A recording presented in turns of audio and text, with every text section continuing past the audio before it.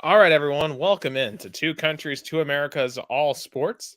This is episode 63, first episode of February 7th, 2023. I hope all of you are having a great start to the second month of this year. I'm Nicholas Hill, live as always from Chattanooga, Tennessee, the United States. Joining me, as always, down from Americana, Sao Paulo, Brazil, is Gustavo Tomazeli. And joining us as a guest is our good friend Jason Wyrick. Guys, can you hear us? Are we all I here? I can I can hear you guys today. I'm in a little bit of different setup. As you can see behind me, is the newsroom of the newspaper Liberal, and I'm in the studios of uh, Radio. So different setup, but ready to talk because we have a lot to talk about, especially in Brazilian sports and American sports. And I guess we have you, Jason, right now. Yes, I had no sound for a moment. I had to reload the page. I don't know what happened, but Oh. I Yeah. appreciate you guys having me on as always. It's always a pleasure. Oh, sounds good. And let's start in a little differently. We're gonna start with the Austin P basketball game. You guys wonder why? I let you both explain why. Yeah, Nick, so go ahead. yeah, so you might be wondering if you're a long time reader, why are we talking about Austin P basketball? Well, our good friend Jason Wyrick is their basketball public address announcer. He calls both men's and women's games for the governors of Clarksville, Tennessee, up there just outside of Nashville. So I had the pleasure to go travel up to Clarksville, about a 3 hour drive from Chattanooga, to take an Austin P game and to see his um, Jason do his thing as a public address announcer. And going to it, obviously, I'm most excited to see him do his thing, excited to see a different campus. But going into it, how good truly could a Queens versus Austin P game? And I must, say, I had never heard of Queens College or Queens University of Charlotte before. This is their first year in D1. These are both teams in the Atlantic Sun, not necessarily conferences I normally watch. Um, but what transpired inside the Winfield Dunn Center is a game I'll truly will never forget because it truly was a wild ending. And Jason, I'll let you kind of take away from your perspective because and just kind of explain how your job's like, what you do, and kind of the game as it led up to the ending. We can't hear you. Oh, my fault. I'm sorry. I'm an idiot. Okay, so my job is as a public address announcer means that I am the voice you hear when you go into the arena. You may not see my face, although a lot of people there do, because I walk around and hang out a lot. But you're going to be familiar with my voice rather than what I look like. And so basically, when somebody goes to the free throw line or whatever, or somebody scores, I'm the voice that you hear over the loudspeaker saying, the foul on the play is on number 10, John Smith. That's his fifth, or whatever. And so I do ad reads at the beginning. I do the player introductions, which is always fun. That's one of my favorite things in the world to do. Because for the opponent intros, we'll go, starting at guard, number 10, John Smith. And then, for hours, you'll get really wild and crazy, and the fans go nuts. And it's an adrenaline rush like no other. So anyway, we're in the game, and at the end of the game, it's very, very close. Austin P has been holding on to a 5 or 6 point lead all game, and then about midway through the second half, Queens really started to pull away, and then the Govs pulled back in and ended up getting it to, I think it was 68-66, and then Carlos Paez, the senior point guard out of Nagua, Venezuela, drove from the corner down the baseline, got a bucket and fouled, tied the game. I believe he tied the game I at think they were down 68. one. I think it was like 67-66. Yeah, that may And have been. It was yes, something like that. he scores It to go was ahead. Yeah, it And was something like that. And then Carlos scored, took the lead, hit the free throw to complete the and one, and left 5.9 seconds left on the clock. And Queens dribbled the ball down the court, and they ran the same exact play that Villanova ran to win the championship. And just like Chris Jenkins, B.J. McLaurin of Queens drilled a 3-point shot to win at the buzzer. And so the last thing I said that game during the game was B.J. McLaurin for 3. And as they're like dogpiling on the court. It was an incredible finish. I was very frustrated. If you see my TikTok video, which combines both the video of me doing my PA and then Nick's point of view from the crowd, you can see me in the corner swearing. If you can read lips, you can tell that I'm swearing about how mad I am that that the Govs lost. But it was a very exciting game, no less, and I'm very, very happy to have been there, and I'm really happy to have you in attendance as well, Nick, because you couldn't have chosen a better game to come. No, I mean, and it's unfortunate in a way is. I'm gonna hold on to the second, Gus. Is that this is one of the last games ever in this arena because they're building a new arena in Clarksville, so this is one of the very last basketball games we'll ever be playing inside this arena, and it's pretty crazy that my one and only time inside that place is going to be associated with that particular ending. And it was 66-67, by the way. I did have my little scoreboard on my TikTok video that Gus pulled up. Yeah. So let's show the audience how this went down.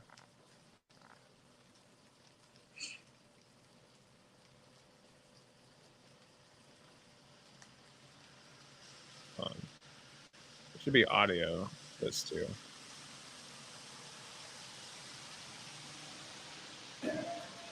There we go.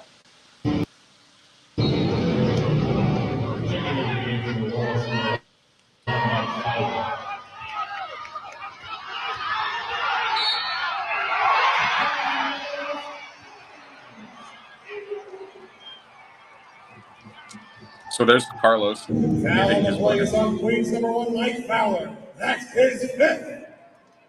At the line for the M1, Carlos standing up behind.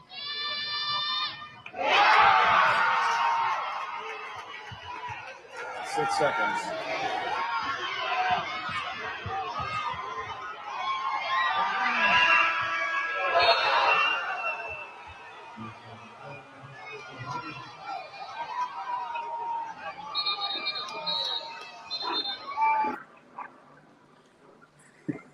It was an unbelievable finish, Gus. I wish you could have been there. I wish I was there too. Shout out Alison D'Ameto watching us. We're going to talk about the Super Bowl in a little bit. And also Rio Branco too. But what a game. What a game. I mean, I always wanted to watch a buzzer beater. I stayed in the United States for 7 years. I had watched a lot of college basketball, NBA games, never a buzzer beater. I always was a buzzer beater. So I envy you guys. I mean, I've been to like 30 Vols games, and I've been to several Chattanooga Mocs games. Still have not been to an NBA game. I still need to do that, but yeah, was not expecting the Austin P game to be the buzzer beater, but yeah, it was a great time. Obviously, thanks Jason for bringing me out, and definitely got to come back up and see the new arena next year. Oh yeah, it's an incredible new arena. Gus, I'll send you pictures of it when I get a chance here, but the Predators are building an arena in Clarksville, and we all know that they don't care about Austin P basketball.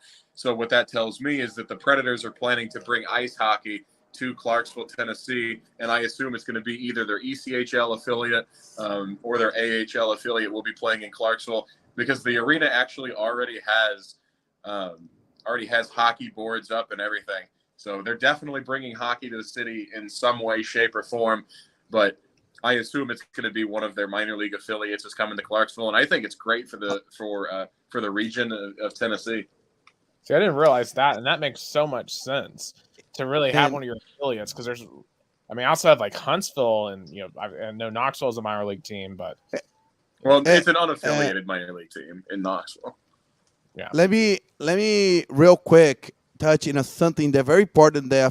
What happened on the Southern Professional Hockey League this weekend? I don't know if you guys saw it. Since Jason's here, Jason, let me just tell what happened on Saturday.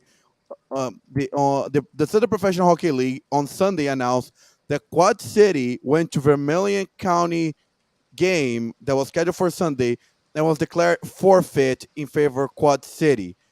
And basically what happened is Quad City showed up to play in Vermilion County, but there was no players, no managers, nobody.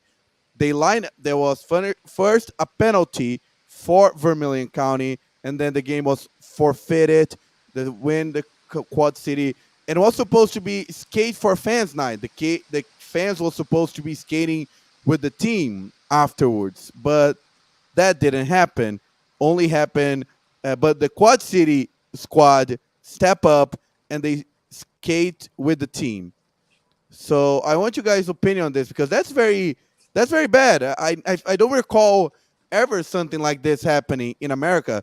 In Brazil, it happened once every like 3 or 4 years because there's always a team who doesn't pay their salaries and have financial trouble. But I was very shocked that that happened in the United States of America. That really shocked me.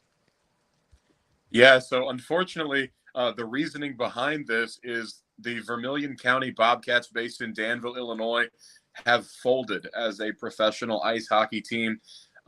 They have ceased their operations, and the owner lady she has always talked a big game, but she has always had these different issues with the city and with the league, and there's always been something to do with her and something to do with her team that has been kind of off. And everybody has always thought, what in the world's going on over there?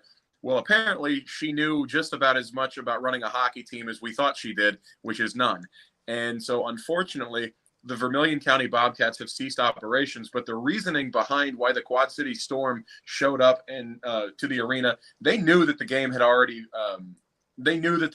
was not going to be played because the news broke the night before that the team was folding. It was a rumor, but the morning of the game, it was kind of confirmed. And in all the players, the transactions for the SPHL, all the players had been released from their contracts. And so Quad City was already in Danville, Illinois, which is about a 3 or 4 hour drive, because I believe the Quad City Storm are based in Moline, Illinois. Anyway, the reason they took the ice, they had to, or the game would be considered a no contest. This is the only way they could get a forfeited game that they had already traveled for. And so they took the ice, took the penalty. And then, like you said, Gus, it was skate with the fans night. And they said, all right, well, they're not going to do it. But they allowed all the fans on the ice with them. And they just skated around. And quite frankly, I think that's a very applause-worthy reaction. And I know the sentiment among Knoxville Ice Bears fans is that the next time the Quad City Storm come out to the Knoxville Civic Coliseum, they are going to get a round of applause and cheered for their actions. Of course, they're going to get booed and jeered for the rest of the night, but they're gonna skate out to an applause because that's good for the league. And unfortunately, for the fans of the Vermilion County Bobcats, their team is no more. I mean, they're not missing much. They were the worst team in the history of the league. They were poorly run. They were poor on the ice. It was just bad news all around. But I do personally have a friend who is a VC Bobcats fan, and I feel really bad for him. He's from Danville, Illinois. And so it was really sad. But, the SPHL is back down to 10 teams, and, it is what it is. But quite frankly, I don't think the league is going to be worse off for not having the Vermilion County Bobcats ownership group in the league anymore, because quite frankly, they were just terrible and they were not good for the league. I mean, it's insane to me to think that.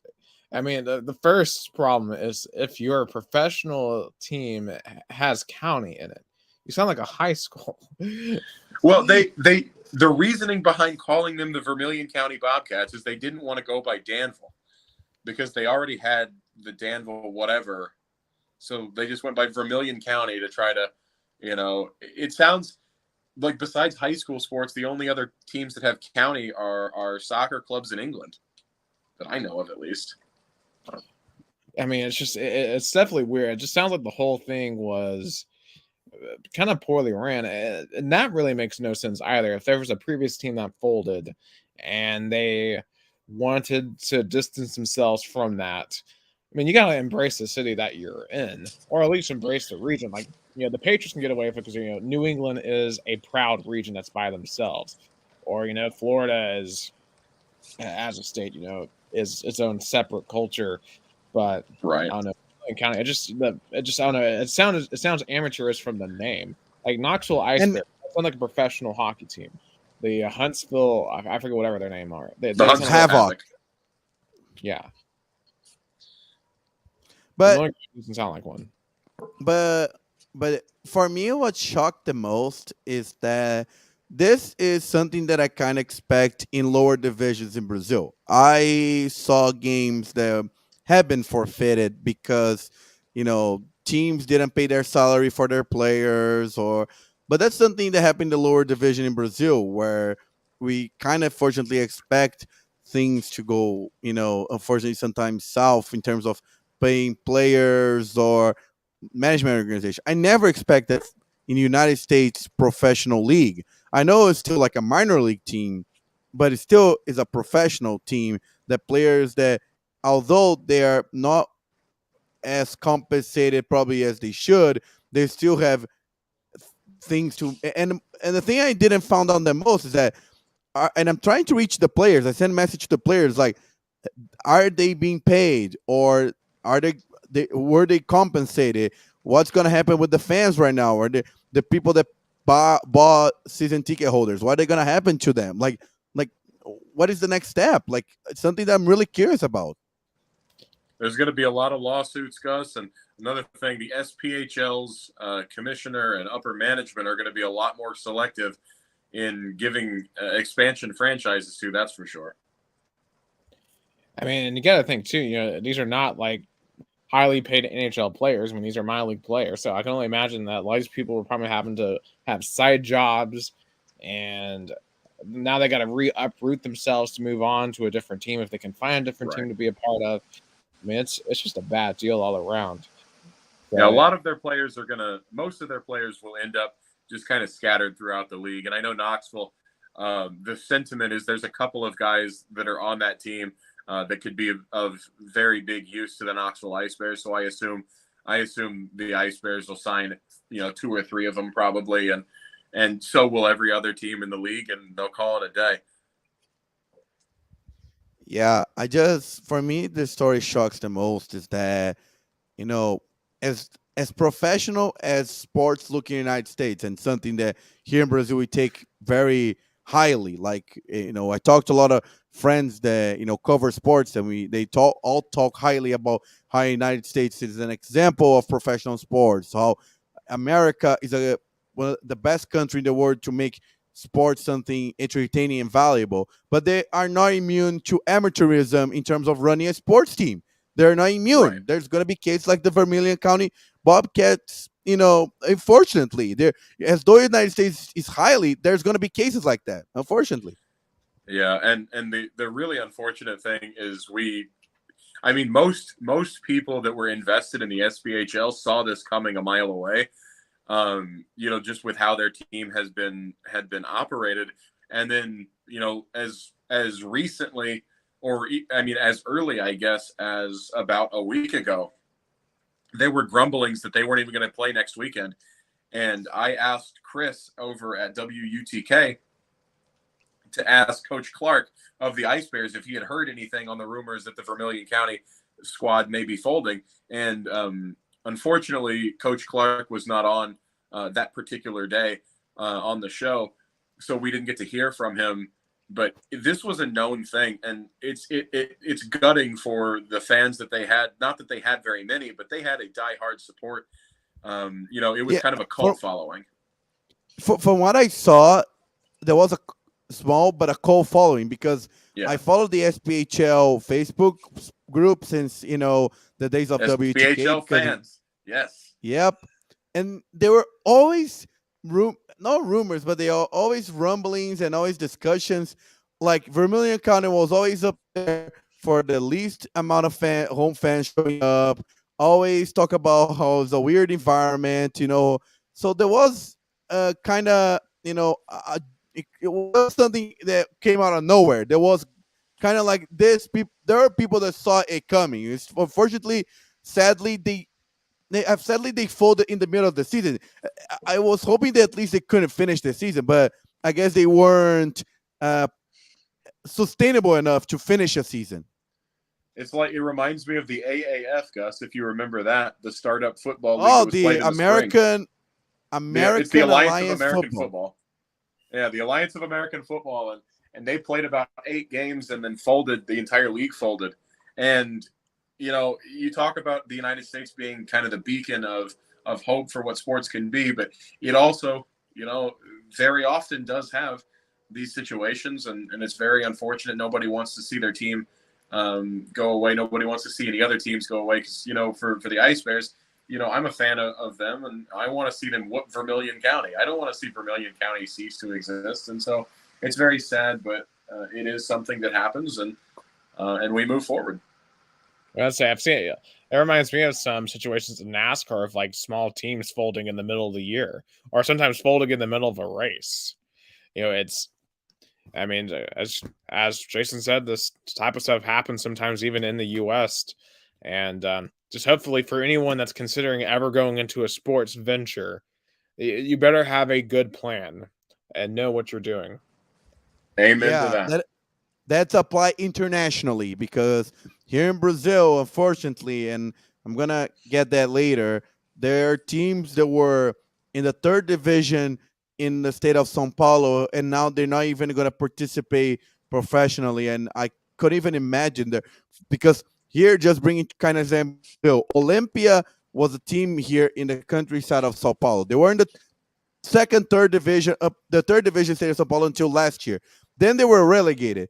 This year, they're not going to participate in the 4th division, which is the lowest. So now they're relegated to the 5th division, and God knows when they're going to come back. So the same feeling of the Vermilion County fans are kind of the Olympia fans in Brazil. The uncertainty when they're going to see their team play, if their team going to ever come back. So that's the feeling for kind of the similarities. Like, that's why we bring 2 countries to America's all sports. Like, even though Brazil and America are so different, there are things that are kind of similar, and that's unfortunately one situation that was similar. But Jason Wyrick, thank you so much for coming to the 2 countries to America's all sports podcast, and you're always welcome. We're gonna keep the WhatsApp group. I know there are days you're able to make it, but at least you are honorary guest. I appreciate you guys having me as always. The pleasure's all mine every time. I enjoy it, and I can't wait to be on next time. Thanks again, guys. Sounds good. Good to see you. So that was Jason Wyrick. The public announced the PA for the Austin P Governors basketball team.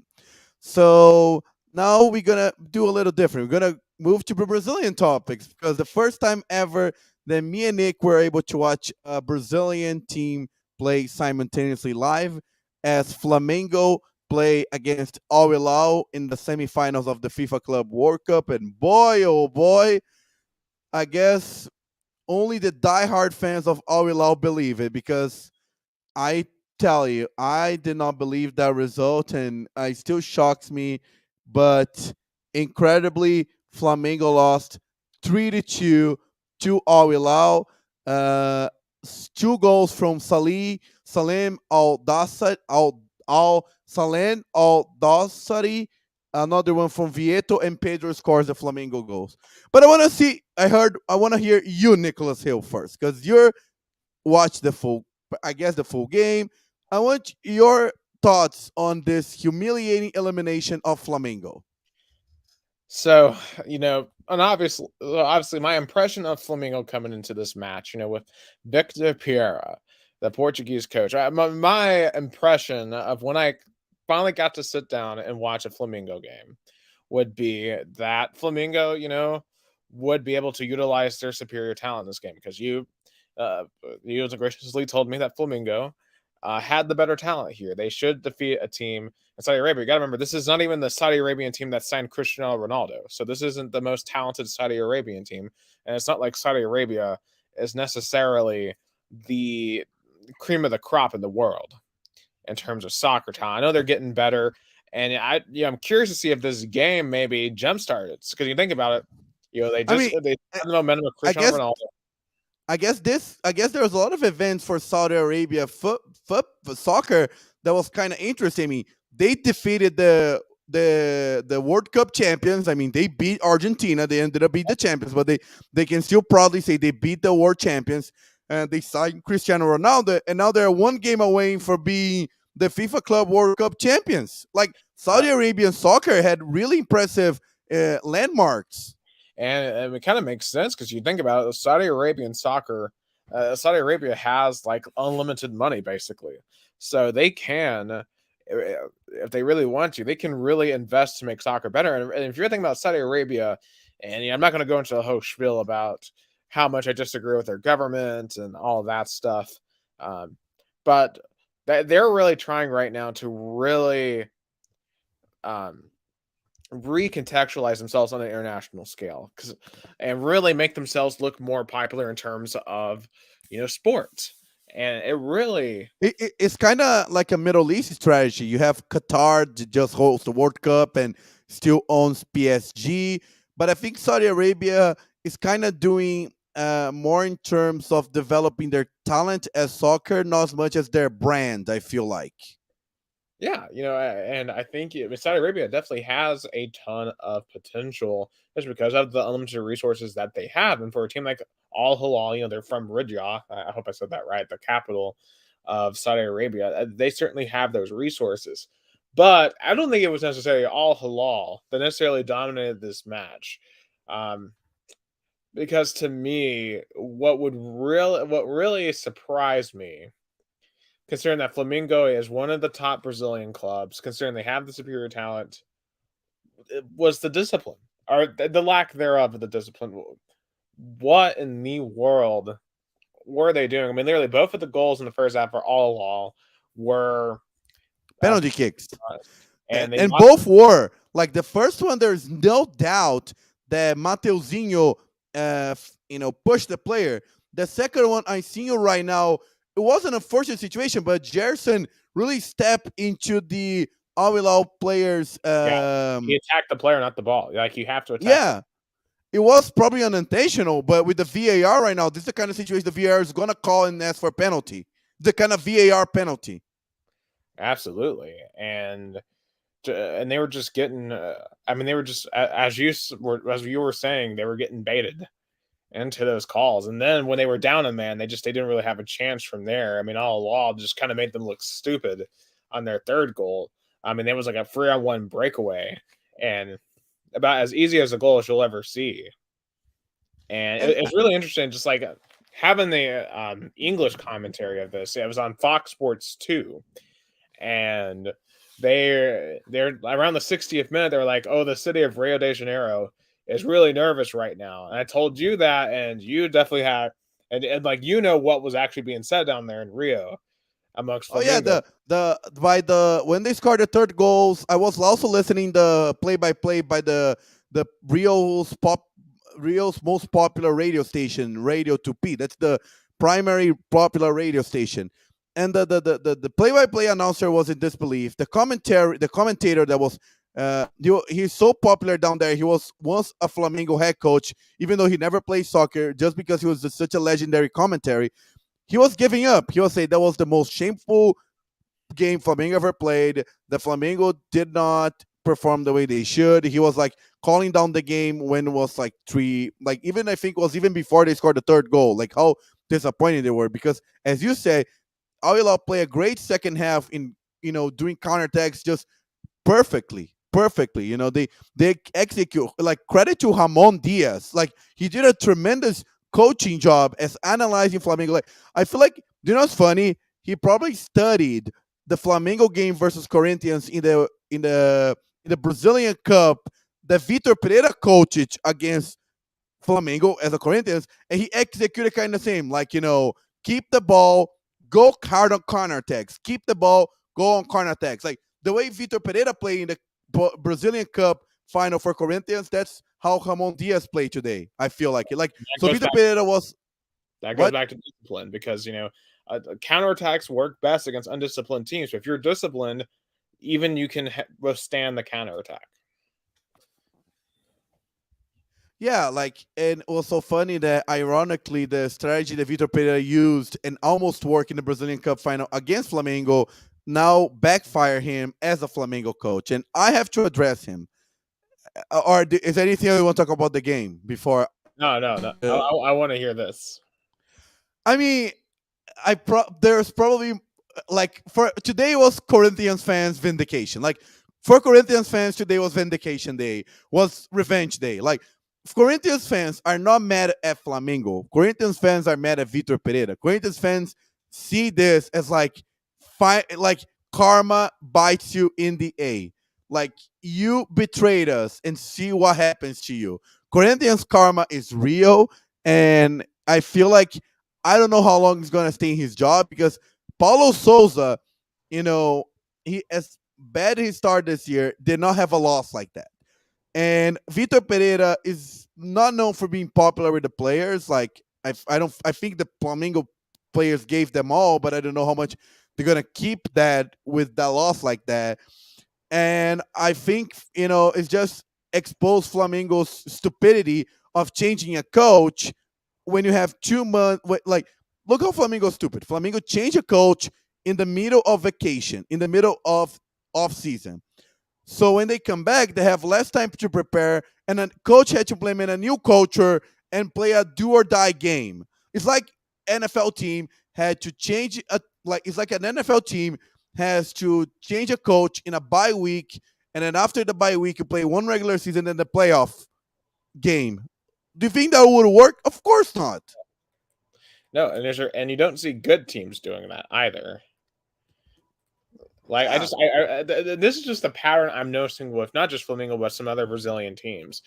They never give their coaches time to settle in a culture.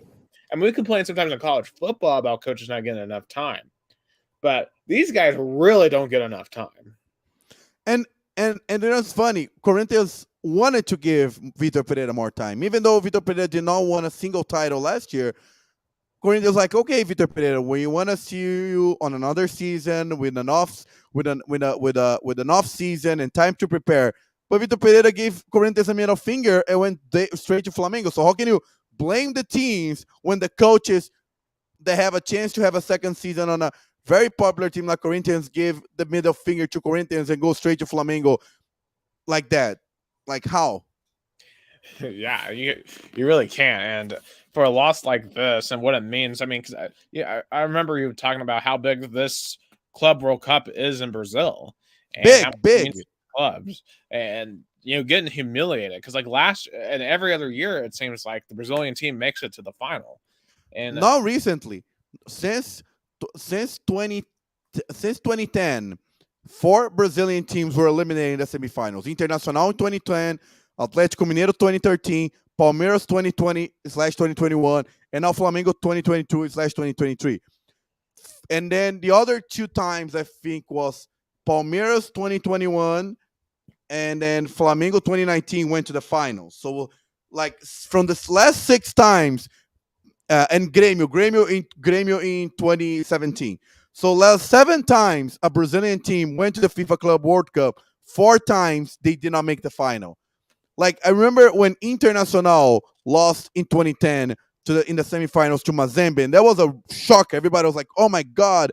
Because before then, like all the other teams went to the finals, like São Paulo in 2005, Internacional in 2006, and then everybody thought it was a fluke because then the year after that, Santos went to the finals. The year after, in 2012, Corinthians went to the finals, but then after that, like Atlético Mineiro lost the semis, and Palmeiras lost in the semis, and now Flamengo lost in the semis. So I don't know. Like it's and also bad trend for the what, country. What? It means a bad trend for the country. I mean, oh yeah, and when something like that happened to a Flamengo, which is supposed to be the super team of South America, this really undefeated, this kind of this dynasty, the Flamengo, like Flamengo is trying to build a dynasty, but now is a question: is this going to be only a home dynasty or even a South American dynasty? Because world stage, Flamengo went 2 times in the FIFA Club World Cup and lost in the finals and lost the semis. Same to Palmeiras. Like, so funny. Flamengo, Palmeiras each went 2 times in the FIFA Club World Cup. Two times eliminated in the semifinals and 2 times in the finals. So it just shows that even Flamengo and Palmeiras, as richer as they are, as powerful as they are probably one step behind in terms of the world stage. I mean, what's really interesting when you really think about it, I know Argentina just won the World Cup, but think about it, Brazil has, now going to be 24 years in 4 years since they've won a World Cup on an international stage. The clubs in Brazil are struggling to win on the international stage. It's, you got to wonder, for as soccer proud as Brazil is, when does that change? Is there a kind of push to change that? Because it's just a really bad streak to be on for a country like Brazil. Yeah, and if you think about it, if it wasn't for the Corinthians title in 2012, probably in the FIFA Club World Cup stage, Brazil probably will be almost at the same time, will be 20 years, almost 20 years. They have not like 17 years. They would not have won a FIFA Club World Cup. I know it's still 11 years because Corinthians won in 2012, but that was even though I celebrated that title and it was impressive title, but that was a fluke because Corinthians got lucky because Corinthians faced a completely in crisis Chelsea, a Chelsea team that was completely unshambles. Like Corinthians got lucky. Corinthians got lucky that Chelsea had an impressive run in a Champions League playoff. Like they were the underdogs versus Bayern Munich on the road in the finals against the super powerful Barcelona with Messi on top of his career. Like, was a fluke. Like Chelsea was the underdogs. Was a completely something out of the curve. So Corinthians got lucky.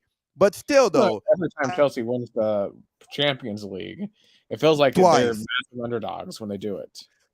I feel like 2021, they were not as much as 2012. 2012, they were the biggest underdog. Like, if you think about it, they play on the road in the final against Bayern Munich, which had Schweinsteiger, Robin, Mario Gomez. Like, they were one of the best teams in the world, and they were playing at home because the final was going to be in Munich whenever, like Tampa Bay Buccaneers in 2020. It was already in Munich, the Champions League, Bayern Munich getting there or not. So they got there at home, and Chelsea was able to win it. I know it was impressive. Probably Chelsea fans will never forget about that, even though they just won in 2021. That title is going to be forever remaining the Chelsea diehard fans. But after that, the team unfolded. Di Matteo left. A lot of their players left. Drogba, not even Drogba playing the FIFA Club World Cup game. Like Fernando Torres was the starter in the strike, and Fernando Torres wasn't beloved and playing their best at that time. So I'm just saying that to like a parameter of Brazilian teams are one step behind in terms of international stage in big games. Like if you think about it, like even in the World Cup it's to the Europeans, but the clubs cannot even beat the last 4 times was one Saudi team, one Mexico team, a team from Morocco, and a team from Africa. So all those 4 losses in the semifinals weren't from the powerhouse in terms of world soccer. Were one from Saudi Arabia, one from Mexico, one from Morocco, and another one from Africa. So I don't know. That's another shock. Yeah. I mean, it really feels like it's a gut check moment, not just for Flamengo, but for the entirety of Brazilian professional soccer. So I'm really curious to see whoever ends up representing Brazil, if someone ends up representing Brazil next year and not get beat on the continental stage in a. I'm blanking. What's the international tournament? What's the tournament in South America? The Libertadores. The Libertadores. Yeah. Assuming they don't lose to River Plate or something. And yeah, I think Brazil is still gonna dominate the Libertadores because they're financially are Brazil, like not even in sports, but in general, Brazil is still in a privileged position compared to Argentina, Chile, Colombia, Venezuela. So Brazil probably still can dominate the South American kind of competitions, but internationally, I'm not so sure anymore. And if Flamengo, as powerful as it is, as rich as it is, as supreme as it is, can't beat Al Hilal, that was something probably Flamengo fans had. I feel like today marks, I feel like, the end of an era, because Flamengo probably I'll say this. So Flamengo had that really crazy year in 2019 with Jorge Jesus when they won the Brazilian national championship and the Libertadores the same weekend. Almost they went neck and neck with Liverpool, losing in the extra time in the FIFA Club World Cup final. That was the start probably of a dynasty. Flamengo fans felt they could win everything. From then to today, they won a Brazilian national championship in 2020. I think one or two state championships, and then the Libertadores and the Brazilian Cup last year. But I feel like with this loss, I don't know. I probably they can win titles this year, but it marks an era of the dynasty. I feel like the dynasty kind of it's like when the New England lost to the when New England lost to the Eagles. We're like at the end of an era. Or even no better when the Patriots lost to the Titans. As shocking as it is, probably was the end of an era. Yeah, and the Patriots have never really recovered from that loss. So we'll see if Flamingo can, and I'll be curious to see if Victor Pereira will be there with them to try to kind of resurface that boat, because it sounds like they want him gone right now. Probably Flamengo's fans want everybody else. Vitor Pereira, Marcos Braz, Rodolfo Landim, like the coaching staff and the front office for Flamengo fans today, they can all go. I don't think they're gonna fire him right now. I think they can probably not expect quick results. Probably win the state championship, became more obligatory than ever. It's gonna be kind of win or go home. Like if Vitor Pereira are not able to win the state championship, he's fired. He's fired. He's fired. He Yeah, has to win. actually, you've said Rio is nowhere close to Sao Paulo. Yeah. So it's gonna be like Flamengo make it to the finals is mandatory. If Vitor Pereira cannot make to the Rio State Championship, then he should be fired. And fired again. Like I don't know how many. Super fired. But he has to win now the Rio State Championship at least, and has a good start in the Brazilian National Championship and in the group stage of Libertadores. If he kind of scrambles in during this period, he's gone. Because when Paulo Souza last year was coaching Flamengo, they only had him until April, I think, because he had a slow start. Even though they won, I think he lost the state championship. So that was kind of one of the big reasons he was fired. So imagine right now with this disappointment of Vitor Pereira, winning the state championship became the super mandatory kind of thing. It's like Flamengo fans are not gonna celebrate. They're gonna be a relief. It's like, oh, we won something. Because they lost, the mockery, the memes are gonna be never ending. Absolutely. I really think they're going to have a strong performance too in the regular season of the first division. Yeah, they have to make now I'll say they have to go strong in all competitions. I think they need to have a good start in the Brazilian National Championship, need to qualify first in the Libertadores group and win the state championship. That's for me. If Vitor Pereira wants to survive at his job, and I wish he survives because I'm dying to see him comes to Itaquera. I'm gonna be a little sad if he's fired before he's come. I want him fired by losing to Corinthians in Corinthians Stadium. That's the Corinthians fans' dream. That would be quite hilarious. I mean, it's kind of like John Robinson getting fired after AJ Brown went for 3 touchdowns. Or if Tennessee would have eliminated Ole Miss and and Lane Kiffin would get fired after that game. Oh, absolutely. I mean, could you just imagine that? Honestly, I think that there's a small chance of that this year.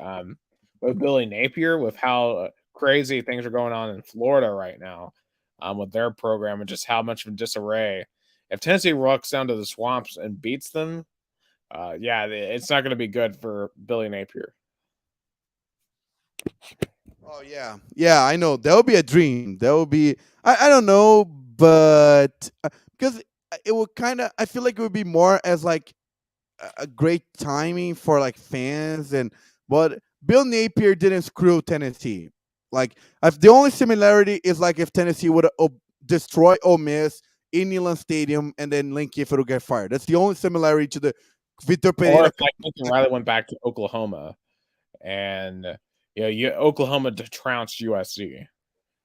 Yeah, perfect explanation.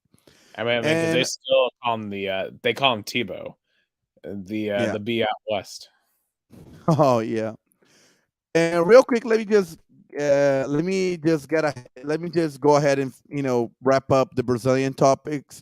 Like the state championship in São Paulo, Corinthians had a really great win, 2-0. They're playing. For the disarray of Vitor Pereira, Corinthians playing really well right now. They're playing really interesting. Second win in a row. They won versus Botafogo of Ribeirão Preto. São Paulo had a really lucky win. I was there to broadcast on Sunday live from San André. San André has really good chances to win, but at the last play of the game, São Paulo find a corner and a header and a goal, and they won the game. But the game of the weekend was Palmeiras destroying Santos, 3-1. It should have been more. By the second half, Palmeiras took the foot out of the gas, slow it down. Santos, I'm worried. They're fighting for relegation in the state championship. As crazy as it is, Santos, with all the tradition, all the pedigree, Pelé's team, they're fighting for relegation in the state championship. The fans are so worried. They're protesting time and time. They arrange meetings with the front office, meeting with the players. They're in disarray. I never seen fans so worried about as Santos fans right now are worried of relegation in the. I don't think they're gonna get relegated because they're worse teams. But come on, like you're Santos. You're supposed to be on the top of the state championship, not fighting for relegation. Yeah, I was really hoping they would come out strong in memory of Pele this year, but that's just not the way that's working this year at all for Santos. And that's why Santos fans are even more disappointed than ever. Like it should be in memory, like it should be like kind of like a going strong for Pele kind of season, but I guess it isn't. Yeah, obviously I understand that Palmeiras too is like the cream of the crop right now in Brazil. One of the cream of the crops in Brazil right now, but Santos is supposed to be. Santos, what Santos really reminds me of in a way, comparing it to just an American team at the Lady Vols. Yeah. It's just the history is insane, but they are shell of what they used to be. Yeah, great example. Because Santos, of course, Pelé for Santos is like Pat Summit for the Lady Vols. There's the era of dominance, titles, impressive, run. Then after that, Santos a shell of yourself. Of course, there were some kind of isolated spot like Robinho in 2002, in 2011. It was kind of 2000 to 2004 Robinho era, and the 2010 to the 2013 Neymar era. But after those eras, since 2014, Santos has been a shallow of themselves. Santos for the third straight season is fighting for relegation in the state championship, in the Brazilian national championship. So we'll see what happens to Santos, and we're gonna get more into. Since we have a kind of shorter podcast today, let's go dive in to the preview of the Super Bowl. Oh, yes, absolutely. It is Super Bowl week. We'll just skip all the commercial halftime stuff. It's stuff that we said the last year. I feel like, this year's halftime show is Rihanna. So I like Rihanna personally. She hasn't released an album in 5 years. So excited to see what she does. I'm curious to see what songs she does. Does she do more older songs, some of her newer material from the mid 2010s? It'll be a good time. But we're a sports podcast, so let's talk about the game. The Kansas City Chiefs, the Philadelphia Eagles, Andy Reid versus his old team, Jason Kelsey versus Travis Kelsey. Um, and Patrick Mahomes on one leg versus Jalen Hurts. And there's a lot of different ways you can take a look at this game. Also, shout out to Allison Demeto. He thinks the Kansas City Chiefs are going to win the Super Bowl. Shout out to Allison. Thank you for watching. Two countries, two Americas, all sports. So, how do I think this game is going to go down here between Kansas City and Philadelphia? So, I think the first place you really need to look at this game is the style of play. Yeah, Philadelphia is a run-first team that's gotten a lot better at passing the ball this year. Jalen Hurts has significantly improved as a quarterback. Obviously, having A.J. Brown as wide receiver has been a huge boon for that team. But I will say this: there's been times, especially later in the season, that I wasn't super impressed with Philadelphia's passing attack, especially in the NFC title game. The Eagles only threw for 121 yards against the 49ers. Jalen Hurts struggled big time in the NFC Championship game. I don't think you're going to be able to get away with that against Kansas City, and here's why. When you take a look at what the Chiefs defense did to Cincinnati, they held them to under 3 yards a carry, held them to, I believe, like 60 yards rushing. When the week before, the Bengals were getting over 5 yards a carry and were really able to keep the keep away against Josh Allen. And if you're the Eagles, it is paramount that you keep Patrick Mahomes off the field, because Patrick Mahomes, I know there isn't Tyreek Hill out there anymore. His wide receiver core isn't the best. Now, he does have Travis Kelsey, which arguably at this point, I think it's fair to say he might be the best tight end of all time. But, it's not like there's great running backs behind him. Isaiah Pacheco is all right, but I don't think he's anywhere close to an elite running back. Patrick Mahomes is that guy. Patrick Mahomes is making the case more and more that no matter what you put around him, that guy's going to find a way to win a ton of football games because he's that special. And you're going to have to find a way to either make his life miserable. You got to get into the backfield, which the Chiefs for all the line's pretty good, so that's going to be difficult. I know the Eagles front seven is really good, so I mean that's I think matchup number one there. The Eagles front seven versus the Chiefs O-line. Because the Chiefs themselves, they didn't run the ball well against the Bengals. They only ran for about 2 yards a carry. So it really came down to Mahomes, and Mahomes was just good enough that he was able to overcome that. But I almost think it's more paramount on the other side that Jalen Hurts has to make enough big plays with his arm. Because I think the Eagles are not going to be able to run the ball that they have in many games this year. One thing I'm kind of unfortunate about it is just both Patrick Mahomes and Jalen Hurts are not going to be 100%. So it's going to depend who's going to be the healthier, probably. Who's the quarterback is the healthiest by them. I know this quarterback, this Super Bowl, from the championship, from the NFC and AFC championship weekend, for the Super Bowl having 1 week hiatus was probably good for the both teams, so they can get the quarterbacks healthier. So it's gonna think it comes down to who's the healthiest.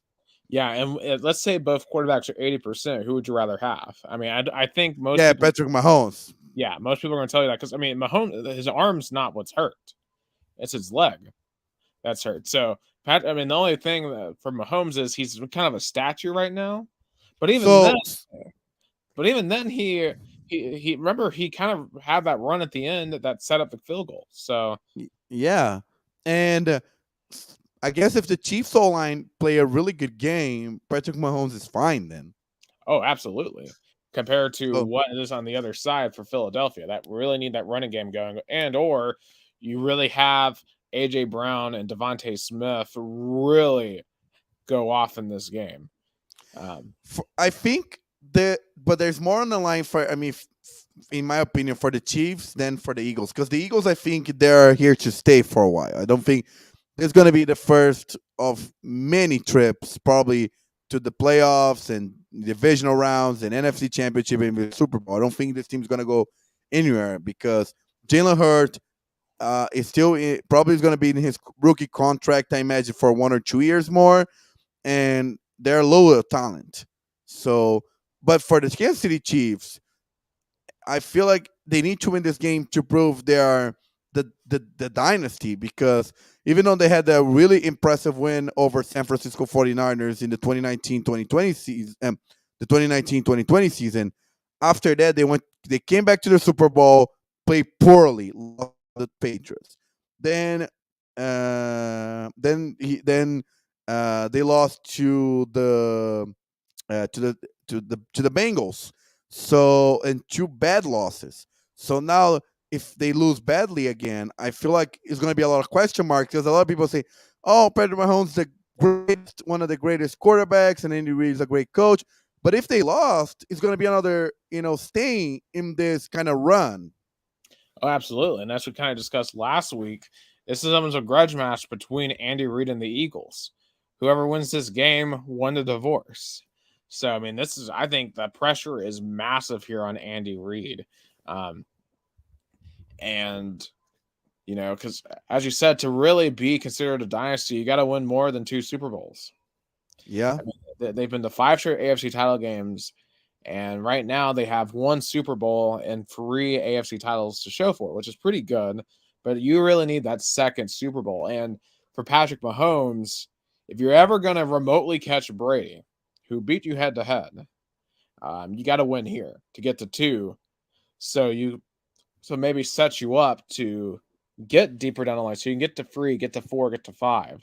However many that Mahomes could potentially win in his career.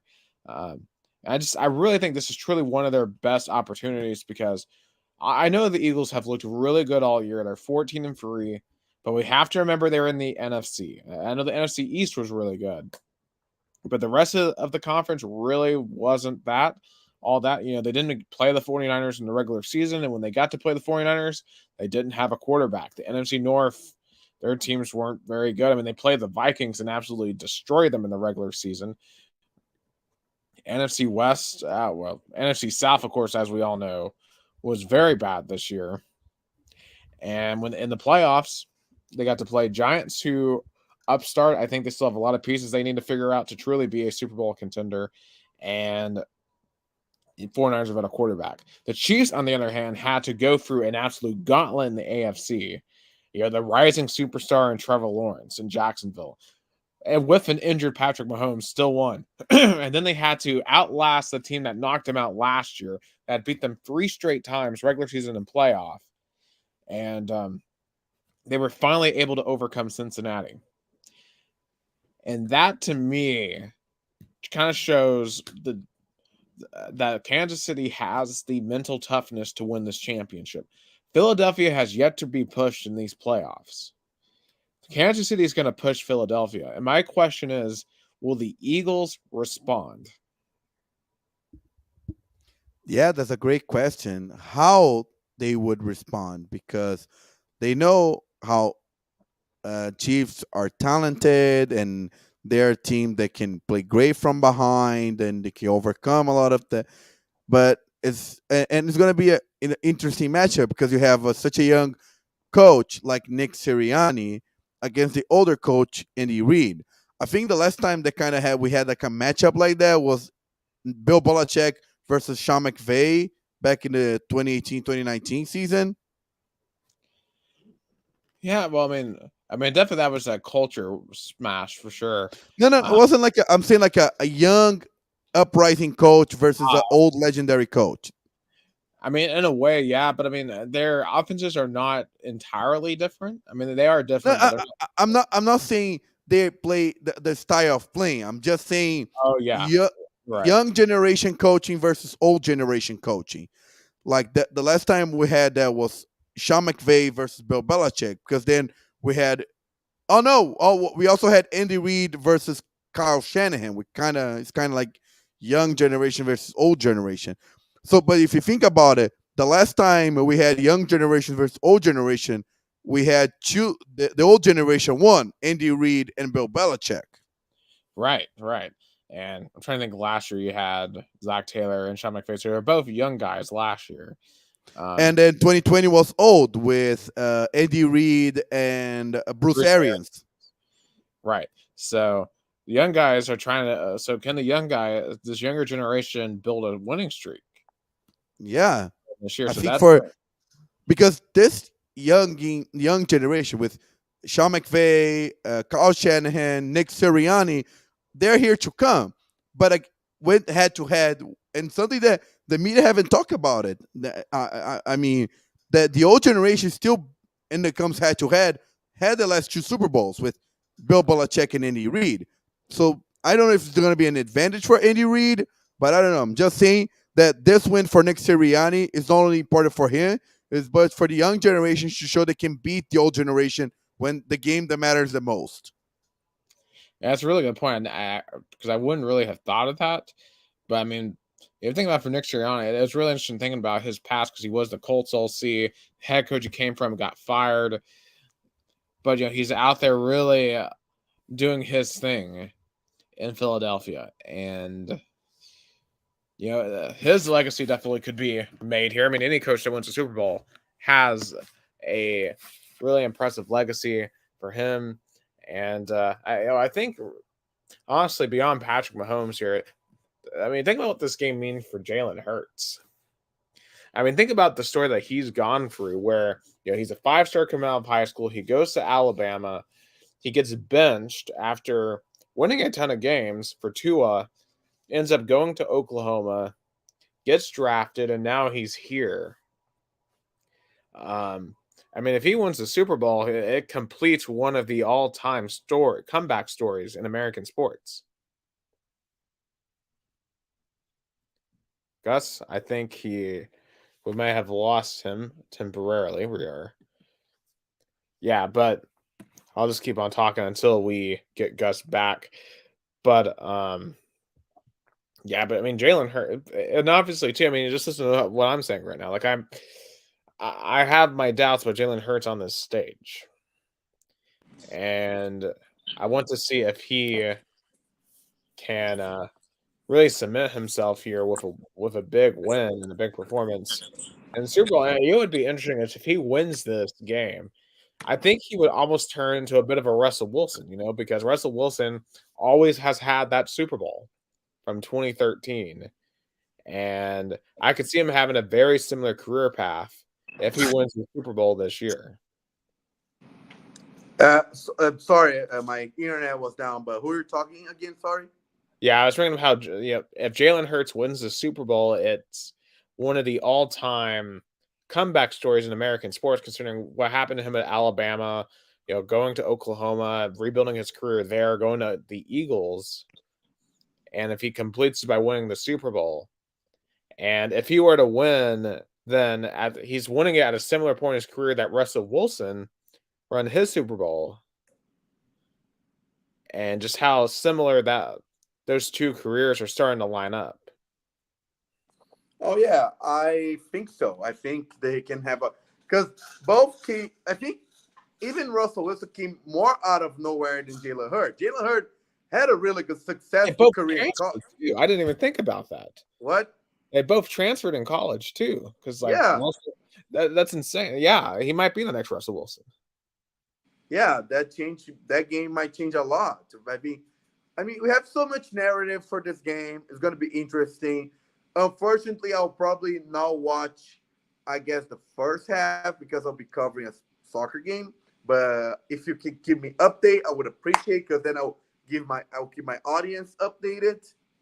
Oh, absolutely. I'll definitely keep you updated, because it's going to be a fun one. In America, everything shuts down for the Super Bowl, so everyone sits down and watches what we call the big game. Oh yeah, here in Brazil, there's still a lot of skepticism. I was talking to some people here, the newsroom of Liberal. They're still, I mean, like NBA here in Brazil is still way more popular. NFL is still, shy in terms of, it's getting there, but still a little bit popular. It's going to be, again, second year in a row, it's going to be broadcasted on public television. It's going to be on HTV, which is nice. So you don't have to have cable to watch the Super Bowl here. So that's good. You can watch, and it's going to be interesting. And the time is going to be good because it's not going to be on the Brazilian prime time of soccer, which is 4 p.m. Brazil time. It's going to be at 8:30 p.m. Brazil time, which is good because then people probably are not going to have any sports to watch by then, so they can all focus. Probably the ratings are not going to be high here in Brazil because it's still like a cultural thing. It's like, if you put UEFA Champions League in America, like there's going to be some interest, but the ratings are not going to be to the roof. Yeah, it's all about getting that interest and getting them familiar, and having it on public television is huge. And when they see, all the spectacle, when they see Rihanna doing the halftime show, because Rihanna's big everywhere. So, No, of course, people are going to stop to watch the halftime. Probably the halftime is going to be a higher rating than the actual game here in Brazil, I imagine. Actually, is it Rihanna or is it Rihanna? I was just thinking that because I know there's two different ways to say her name, but I think it's Rihanna. I always say Rihanna. Here in Brazil, you say Rihanna, because and also there's a fun fact about halftime here in Brazil. What year Lady Gaga performed? I don't remember. 2017, because that was the 28-3 game. So back that Super Bowl, play-by-play announcer Everaldo Marques, at the end of the Lady Gaga said, "Lady Gaga, you are ridiculous." In America, when you shout like that on it's something ridiculous good, right, Nick? Right. But Lady Gaga fans in Brazil did not take that way. They went one team Everaldo Marques had. They hacked their Twitter account, Instagram. There were a lot of hate because the fans that watch the Lady Gaga fans that watch the halftime show are not the same fans that watch the Super Bowl and are used to Everaldo Marques kind of slang, like the kind of broadcasting. So that was funny. Yeah, talk about getting lost in translation there. I mean, that's hilarious. I mean, she did a great show, and obviously I always associate that with the Falcons blowing a 28-3 lead. Oh my God! I was in Atlanta that day. I was so mad because I drove to Atlanta because I was like, the Falcons are gonna win. I'm gonna see history happening, and I'm gonna go to the parade. I was like even thinking, oh my God, I don't know what time I'm gonna get home. I mean, it's gonna be crazy to see, especially when they scored the 28-3 touchdown. I was with my brother back then, and I was like, Eduardo, we're gonna stay here all night. What's gonna happen? It's gonna be a crazy celebration in Atlanta. And then the game is over. The city, I couldn't hear it. I even could hear a drop of water. The city was silent.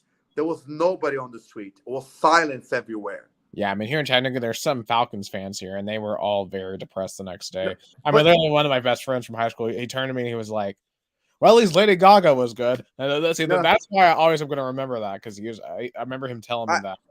For me, that 28-2 was his most historical Super Bowl because I watched in the city of one team, Atlanta. I drove to watch there. I went to the college football watch party. All Falcons fans. It was a great party, and I was excited because there was, when they scored a 28-3 touchdown, I was like, oh my God, I'm going to hear history with my eyes. I'm going to be in the city of a Super Bowl winner. I'm going to see a one-time experience of seeing a city celebrating a Super Bowl for the first time ever. I was like, so happy. And when they lost, even though I'm not a Falcons fan, I'm a Jets fan, that was the most painful loss I ever had in football, because I was like, I lost the chance to see history happening before my eyes. I was destroyed. I'll be honest, as much as because here's the thing, obviously I'm not a Tom Brady Patriots fan, so I was kind of mad to see them come back and win. Part of me was kind of amused by it, just because, I was kind of jealous of the Falcons fans for getting that Super Bowl run, because obviously I've never seen the Titans in the Super Bowl, because they were in the Super Bowl when I was a 1-year-old. So I was going to be kind of jealous that they had won the Super Bowl, but hey, it still really sucks, because I don't think they're getting back to the Super Bowl anytime soon. So that's what makes it even worse. Yeah, And yeah, and how can I say this? Like, even think about that game brings me chills, brings me. I still, when I left the College Football Hall of Fame, I was like to Eduardo, what happened? Like, I was like, nobody there believed. Nobody there. Like, it was so funny. When the game was over, they immediately turned on the lights. And there was only one Patriots fan that came out of nowhere, and he was laughing, and people and he was celebrating, but he did not make anything disrespectful. I mean, he was just happy and couldn't believe. But people left there so quickly. I remember by like 5 minutes after the game was over, the place was empty and it was so quiet. And that day, that still gave me a lot of like, it was a surreal feeling. I mean, I think about how I felt walking out of Williams-Brice Stadium after Tennessee got shellacked by Carolina this year, knowing that our playoff chances got destroyed. But that wasn't even in the playoffs. I mean, that was just trying to get to him. Yeah. You can't imagine having that happen in like the national championship game, you know? Yeah. Probably TCU fans felt that, or even like if somebody drove to TCU campus to watch in a watch party. Like, I can only compare it to that.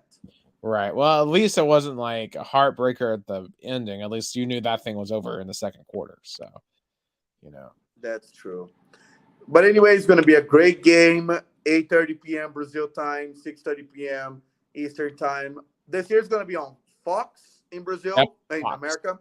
Yep. And most importantly, before we head on out here, who's going to be the NFL champion? Who are you taking? I'm thinking the Kansas City Chiefs. I'm also taking the Kansas City Chiefs. I know the Eagles are a 1.5 favorites, but I think the Chiefs, and I'm going to go on record, I think the Chiefs win by at least 2 touchdowns. Yeah. I think it's going to be a one possession game, probably a field goal difference. I hope you're right. I want this to be a great game. I always hope the Super Bowl is a great game as long as the Titans are not in it. So, yeah, it's going to be a good one. So I'm excited to see. But that is all the time that we have today for episode 60. No, real quick. We have 7 minutes left. So I know one thing we have to address, like the Aaron Rodgers we're going to talk about probably in the offseason. But the Titans have a new offensive coach, Tim Kelly. Which, I mean, it's the guy that I was wanting to be OC all season. But now that it's off season, I kind of wish we had gone outside the organization to get someone more explosive. But we'll see. I think, that's just the first step. We got to replace the offensive line and all that. I'll probably give Tannehill one more chance with a different offensive coordinator. Real quick, just some other quick things. What do you think about Kyrie Irving to Dallas getting traded to there for several pieces for some draft picks? And LeBron James was so mad about this because he literally tweeted out, "It wasn't me," on Sunday evening. I think it's because first he lost the chance of getting a player that he knows he can be a champion with. As diva as Kyrie Irving is, he and LeBron managed to get the most impressive LeBron title ever in 2016. But I think it hurts the most is that LeBron lost a player to a Western Conference team. That hurts the most because now they might face Kyrie in a playoffs. That's the worst part. I don't know if the Lakers are going to be in a playoff, though. But if they make like the play-in and magically to the playoff, they might be facing Kyrie. So that, I think, it hurts the most. Yeah, I think this is a sign that LeBron's days in LA are numbered. I just don't see him staying past his contract because the Lakers are an absolute garbage dump of an organization. They got lucky in 2020. They got very lucky that they didn't have to go on the road at all, that they got to play it in the bubble. The most unimpressive title of all time, in my opinion. I agree. I think LeBron, what he has to do, in my opinion, is stay probably this year or next year tops, go to Cleveland, finish his career there. I think he probably is best to finish his career in Cleveland. Yeah. The way he represented. Now too. I think it will be a great closure because I think if he do that, probably it will definitely erase any resentment that the city has with him. Oh yeah. And I don't think Cleveland at this point has any resentment because he won them their only title in the last 50 years. So I think Cleveland loves LeBron. Really quick, basketballs. They got upset by Florida, a team that's gotten better throughout the year, especially on defense. Not a lot you want to see him take. Offense was abysmal. But hey, it's one of those midweek SEC losses. They came back on Saturday. The offense wasn't any better, but they beat Auburn 46-43 in an absolute slugfest. And I'll say this, yes, I want them to score more points. I want the offense to look way better. But here's the thing. We've lost a lot of those really low-scoring games like that. It's good to finally see us win one of those games. I think they play tough. I was able to watch after, probably the first game of the season. I sat down and watched, and it was a very tough matchup. Euro Plovic, great performance. He was tough. He was there. He was playing this kind of rough game. I really like Euro Plovic on that game. He finally is coming around to see the player everybody expect when we had the free Euros campaign. He finally is being that player everybody expected. Josiah James, great performance. Santiago, great. But Euros, for me, the way he played with so toughness, for me, that was my biggest surprise. Good surprise. I mean, absolutely. He's definitely come a long way, and we're going to need him if we're going to go big next month. So the Vols this week, they're at Vanderbilt tomorrow night, always in their weird gym. Love to try to beat them there. But I think we've won like 11 straight against them. It'll be a challenge, of course. And then Scottie Pippen's son still plays there? No, he doesn't. And Jerry Stackhouse, he's probably on the verge of getting fired. I mean, last week he lost to Alabama by like 60, and he had like a meltdown. So not great things happen over in Vandy, but can't underestimate anyone. Saturday, Missouri comes to Knoxville for a game. Missouri's actually been pretty good this year. They have a really good offense. I will actually be in attendance in Thompson-Boling Arena. Nice. So, first time I've been up to TBA this year, so very excited for that game. And Vols, they fell to number 6 in the AP, but I mean, they what? Number 6. How? I don't know. I mean, a lot of teams lost. They put Texas in front of Tennessee at 5. So who's the number 1 now? Because Purdue lost badly. Who's the number 1 right now? Number 1 is who is number 1? Let me check. So Bama's free right now. I know that. No, Purdue is still 1. So Tennessee got punished for losing. How they're still the number 1 team? But Purdue didn't get punished for losing. So I don't know. Make that make sense. I mean, thankfully the AP doesn't matter. Yeah. And we have number 3 Alabama next week. So you win both your games this week. You have a top 5 game next week in Thompson-Boling Arena, which I believe would be the first time ever that you have a top 5 matchup. Because I remember I ran an article when we played Kentucky a few years ago. That was like the first top 10 game since like the 80s. So I mean, what's great about this, if that happens, is that we already had the last big game between Tennessee and Alabama is still the 58-49 football game. So now we're gonna have this top 10 matchup between their basketball programs. It's gonna even fuel even more the rivalry between Tennessee and Alabama. That's great. Oh, absolutely. It's going to be great for us to see. We're going to have to talk about next week when it comes. And just to finish out America real quick, Martin Truex Jr. won the Clash at the Coliseum. Race was pretty good until the middle part of it, where they just started wrecking every lap. And they got really sloppy there for a while. But overall, it was a decent race. Glad to have NASCAR back. Excited for the Daytona 500 next week. So I really have to say on that. So that's it. From Two Countries, Two Americas, All Sports. I'm live from the Radio Club studios. Just showing the audience the studio here in Americana, different venue. So for Gus Tomazeli. And for Nicholas Hill, live in Chattanooga, Tennessee, United States, thank you for listening to episode 63 of Two Countries, Two Americas, All Sports, the only Brazilian and American sports podcast on planet Earth. Y'all take care.